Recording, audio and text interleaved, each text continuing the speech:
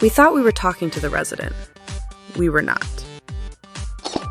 And the problem is, we didn't quite realize that right away. Because, well, they had keys. They knew the unit number.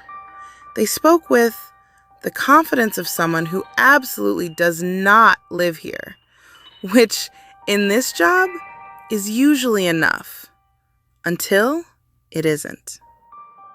This is case number 0022, the guest situation. Well, technically. You're listening to Filed and Deranged, Property Management's Classified Circus. Real incidents, one catastrophe at a time, where every story sounds unreal until you realize it isn't. We've seen the files. We've read the reports. We tried to believe they were exaggerated. We were so wrong. Today's file, a unit with a resident who may or may not have been the person standing right in front of us. Act 1. Well, this seems totally legit. So this starts with something super simple, right? A maintenance request. Garbage disposal isn't working. Standard. Technician goes up, knocks, guy answers, explains the issue, walks him through it, like he's lived there for years. Very comfortable. Honestly, perhaps a little too comfortable. But again, nothing crazy unusual. Until later that same day, the actual resident calls. And now we have a situation. Act 2. Wait, what? So who was that? Now management is confused because according to the resident, she hasn't been home all week. In fact, she's been out of town. So now we have two facts. Maintenance was let in and the resident was not there, which raises a very reasonable question. Who let maintenance into the unit? And a slightly worse one, who else has keys? Act 3. The investigation. So now the team starts watching. Front desk notices different faces. Same unit, different people. Consistently. Monday, someone with a suitcase. Wednesday, completely different person. Friday, new arrival. Asking where the pool is. And not in a, I'm visiting a friend kind of way. More like, what amenities are included in my stay kind of way. Your stay? Now we're curious. So staff starts asking questions, casually. Hey, how long are you staying? And the answers? Incredible. Oh, just a few nights. We booked it last minute.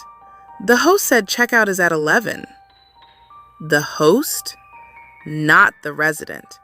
The host. Act 4. The logic of, well, technically. So management reaches out. Very straightforward. Hey, what's going on here? And the response is, honestly impressive. Well, technically, they're guests. Okay.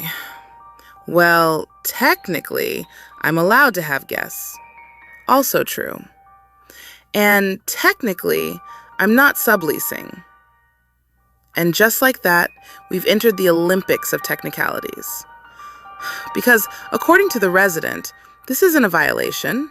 It's just a very organized series of short-term friendships. Back to back, with luggage, and checkout instructions. Act 5. And whoops, there it is. Now here's where it all unravels, because eventually someone says the quiet part out loud. Front desk asks, "Who booked your stay?"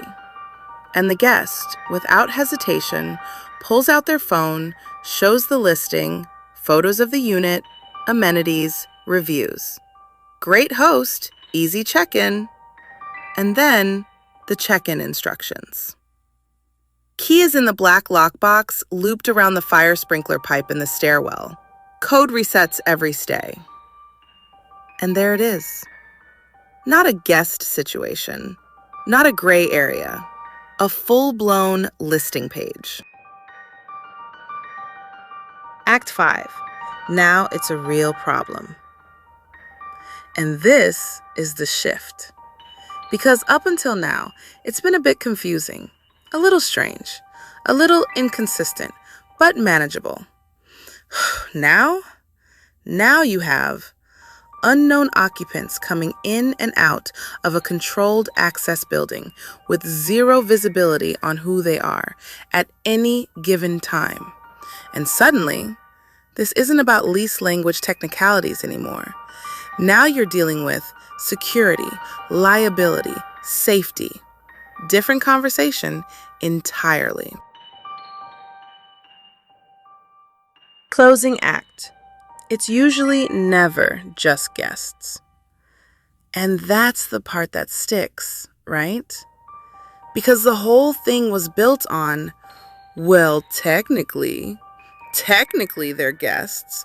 Technically, it's allowed. Technically, it's temporary. But reality doesn't really care about technically, because functionally, you've turned a private residence into something else. Something with turnover, with transactions, with strangers who believe they belong there. And by the time everyone agrees on what it actually is, it's already been operating seamlessly, like it was never hidden at all. If you've got a story like this, where the facts didn't quite match the explanation, submit a case file at classifiedscircus.com. We'll take it from there. Lesson of the lease. If they're checking in, checking out, and calling someone the host, it's probably not just guests. And if they can't tell you who actually lives there, it's definitely not just guests. This episode is adapted from real incident reports of unauthorized short-term rentals and attempted lease loopholes. Next time on Filed and Deranged. Water, water, water everywhere. Not a single drop to drink. And at this point, your guess is as good as mine as to what happened in that apartment.